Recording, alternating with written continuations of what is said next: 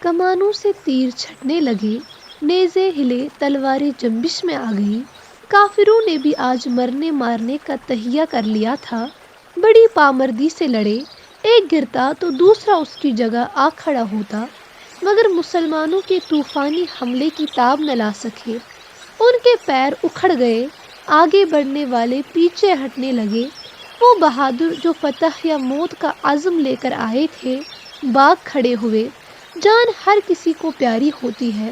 کافروں کو اس طرح بھاگتا دیکھ کر وہ تیر انداز جن کو رسول اللہ صلی اللہ علیہ وسلم نے عبداللہ بن جبیر کی ماتحتی میں پہاڑی کے شگاف پر متعین فرمایا تھا، غنیمت کا مال لوٹنے لگے۔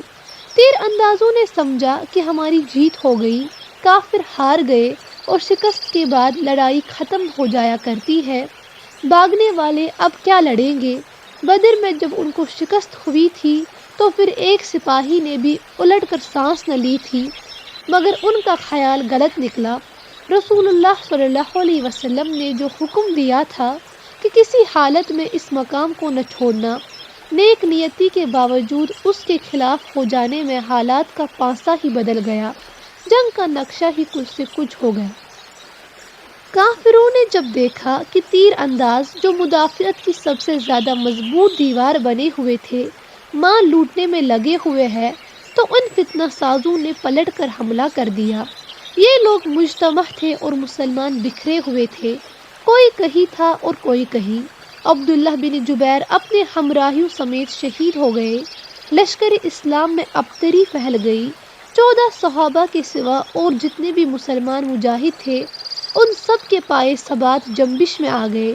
سب سے بڑی مصیبت یہ نازل ہوئی کہ رسول اللہ صلی اللہ علیہ وسلم کی شہادت کی خبر چاروں طرف پھیل گئی۔ اس نے مسلمانوں کی رہی صحیح ہمت بھی توڑ دی۔ وحشی مکہ کا ایک غلام تھا، وہ حضرت حمزہ رضی اللہ تعالی عنہ کی تلاش میں بیٹھا تھا۔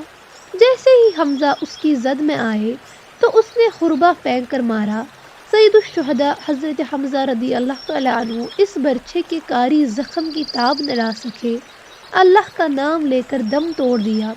وحشی نے ان کا پیٹ چاک کر کے کلیجہ نکالا اور خوشی خوشی ہندہ کے پاس لے گیا۔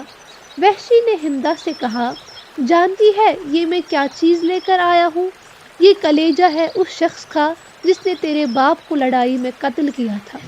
ہندہ نے حمزہ رضی اللہ تعالی عنہ کے کلیجے کو لے کر چبایا۔ ایسا شدید انتقام دنیا میں کسی نے کاہے کو لیا ہوگا۔ حضرت علی کرم اللہ وجہہ نے حضرت حمزہ رضی اللہ تعالی عنہ کی لاش کو بڑی مشکل سے تلاش کیا۔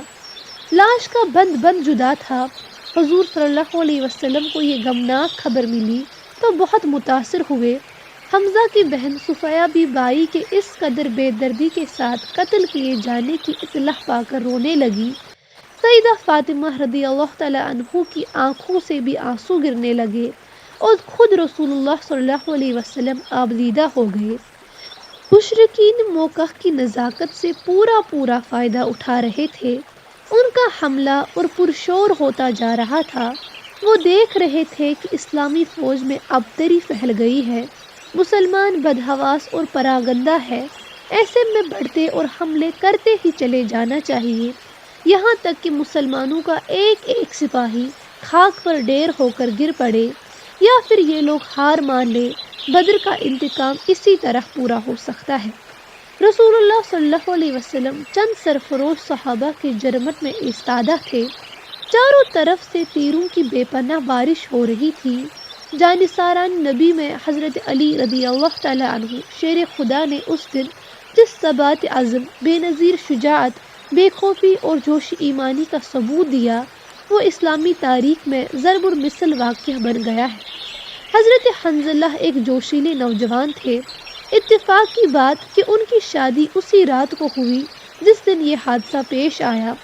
صبح کا وقت ہوا تھا، وہ ابھی اپنا سر ہی دھو رہے تھے کہ کان میں آواز آئی، احد میں رسول اللہ صلی اللہ علیہ وسلم اور آپ صلی اللہ علیہ وسلم کے صحابہ مشکل میں گرے ہوئے ہیں۔ اسی حالت میں تلوار گلے میں حمائل کی اور احد میں پہنچ کر کافروں کی صف پر ٹوٹ پڑے۔ اس قدر بے باکی کے ساتھ تلوار چلائی کہ دشمنوں کے چھکے چھڑا دیے۔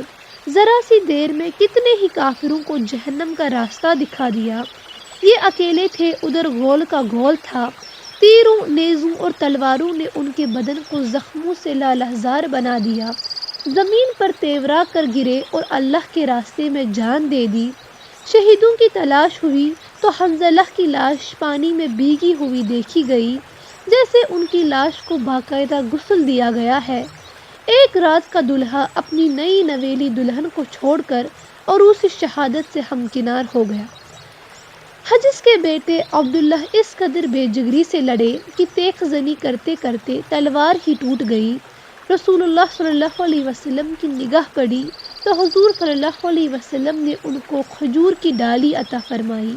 اسی ڈالی نے تلوار کا کام دیا اور عبداللہ بن حبش رسول اللہ صلی اللہ علیہ وسلم کی دی ہوئی ڈالی کو لے کر کافروں کی صفوں پر ٹوٹ پڑے اور خوب شجاعت کے جوہر دکھائے۔ حضرت ابو طلحہ انصاری نہایت ہی چاپک دست اور قدر انداز تھے۔ تمام مدینہ میں ان کی تیر اندازی کا شہرا تھا۔ انہوں نے رسول اللہ صلی اللہ علیہ وسلم کی حفاظت کی خاطر اپنے سینے کو سپر کر دیا۔ کوئی تیر اونچا آتا تو حضرت ابو طلحہ رضی اللہ تعالیٰ عنہ پنجوں کے بل کھڑے ہو جاتے کہ رسول اللہ صلی اللہ علیہ وسلم کی طرف آنے والا تیر ان کے سینے اور گلے میں پیوست ہو جائے، مگر اس ذات گرامی کو صدمہ نہ پہنچے۔ ابو طلحہ نے اس دن کافروں پر اس قدر تاوڑ توڑ تیر برسائے کہ تیر کمانیں ان کے ہاتھ میں ٹوٹ گئی۔ ان جانثاروں میں حضرت سعد بن ابی وقاص بھی تھے، جن کے ہاتھ میں کمان تھی اور کافروں کو بے تحاشا تیروں کا نشانہ بنا رہے تھے۔ سعد کی قدر اندازی کو دیکھ کر آقائے دو عالم محبت اور حوصلہ افزائی کے لہجے میں فرماتے: سعد، تیر چلا تجھ پر میرے ماں باپ قربان۔ رسول اللہ صلی اللہ علیہ وسلم کی زبان حق ترجمان سے یہ مقدس اور محبت آمیز الفاظ سعد کے علاوہ اور کسی کے لیے نہیں سنے گئے۔